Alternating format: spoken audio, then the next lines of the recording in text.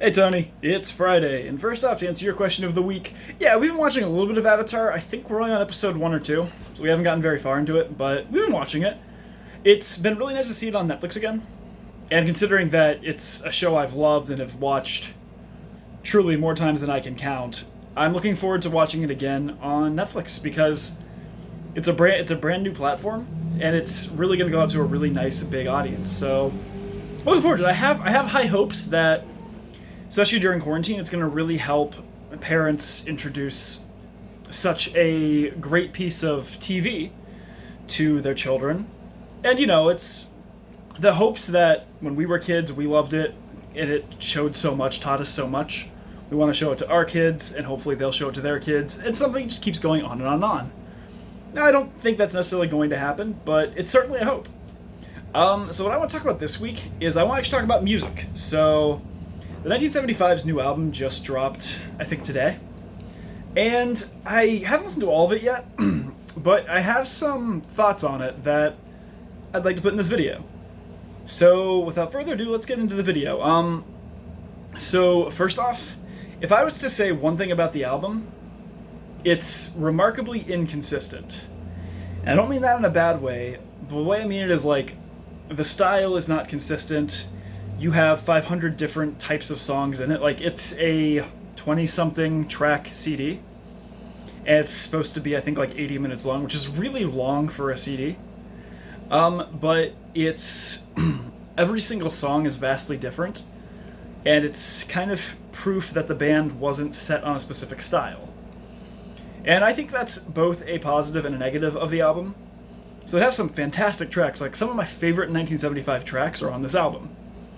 But at the same point, a lot of it is different. Really, really different. And it got me thinking about consistency in music. When you buy an album, you imagine it's going to have kind of a general style and kind of a general theme. But this one doesn't. In fact, it reminds me, in no small part, of their self-titled, in which you had all sorts of different songs in there, but it was still kind of all in the vein of modern rock. This one here is absolutely not that. There are some songs that are absolutely modern rock. There's one that's heavily based on, like, My Chemical Romance, which I'm a little iffy on, I'll be honest. It's so far my least favorite song, I think, on the album, just because it's somewhat jarring and it's not what I usually expect with the band. So there's that. But it also has, like, it changes so much that you almost get whiplash. Now, I think back to some of my favorite albums growing up. Obviously, at the top is American Idiot, which in itself was a brilliantly done story with a wonderful rock opera with fantastic rock music. And it all had one general style. It had certain variances, like, obviously all the songs are different. Like, Wake Me Up When Never Ends is much more of a ballad compared to, like, American Idiot. But it's still in the general vein of rock, pop punk, punk rock, etc., etc. And again, on this album, it just, it doesn't have it. Like, in the first 5 songs or so, I think it jumps to, like, 3 different music styles. I mean completely different music styles. Not like, oh, this song is slightly different. No, it's, like, one is it's actually a spoken word to, it's orchestral music spoken with a vocal that's been overvoiced by Greta Thunberg, the climate activist, kind of saying that we are on the verge of destruction and we need to work. But then it jumps right into that song I mentioned earlier that's heavily based on, like, My Chem, and the band doesn't really continue with the general theme of the first song, which again makes it a fascinating thing to listen to. Like, one of the songs is kind of country-esque, which I was a little surprised by. One of them is very, very heavily reminiscent of the 80s, of 80s music, 80s pop, 80s, like, yeah, I'd say 80s pop rock. And another one is really, like, all new age, and it's meant to be kind of unsettling in a way, and I think that's probably my favorite song on the album. It's called Frail State of Mind, and it was one of their singles. And it really kind of, I like the song feels like a bombard of sensory issues, and I I like the way it sounds. I like the way it makes me feel, and I like the way how it makes me feel emotional when I'm listening to it.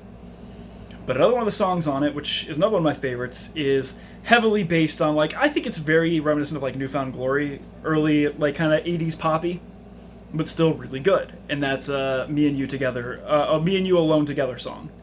And I really like that one. But it's like, I can never get a general feel of where the music is going, because like I said, there's kind of a weird country one, there's a number of techno ones, like there's obviously the My Chemical Romance one, which is just completely jarring. And altogether, I enjoy the product, but I can understand why some reviewers have called it a playlist album. Because it's what it feels like. It feels like it's a different band doing most of the songs.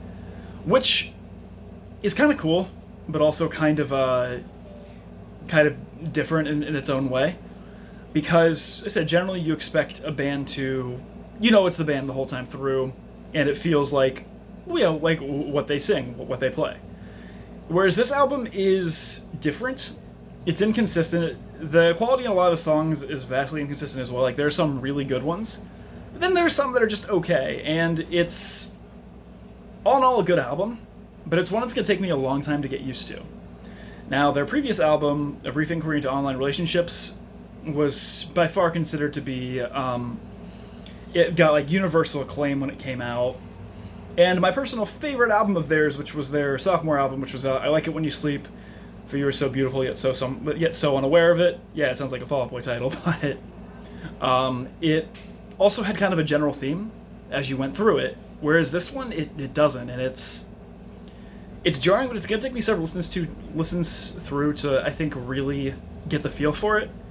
So we'll see how I keep feeling about it as I keep listening to it. I said, good album, definitely recommend picking up if you're a fan of the band. If you're not a fan of the band, I don't think it's a great one to start with, because it is so different, it is so whiplashy. But all in all, I've been enjoying it, and I hope to enjoy it even more in the future. So Tony, my question for you is, how much of the 1975 do you actually listen to? Tony, I'll see you on Wednesday. Later, bro.